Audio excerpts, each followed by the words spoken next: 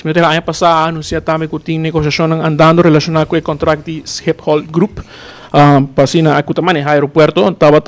quizás sondeando para um eventual local toma over e rienda no aeropuerto e acaba de uma pessoa de mente, tem vista de algum gente, tem algum update de o qual tem negociação aqui? Desde que o contrato award firmado entre Aruba Airport Authority e Schiphol Group, sempre a intenção está com na dado momento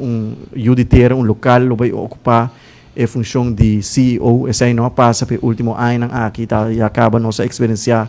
3 CEO que não está local e nossa de opinião que aí momento com experiência, expertise, conhecimento com nosso próprio local por ting na Aruba, profissionalismo com juditeiro mesmo, lo por vir a CEO e acaba nossa mencionar essa aqui na Schiphol Group durante nossa última reunião que nós estávamos tendo com nós expressar nosso desejo e intenção para depois que o contrato com o CEO atual terminar, que essa aqui está o mês terminar na ano 2024, e agora nossa intenção está para apontar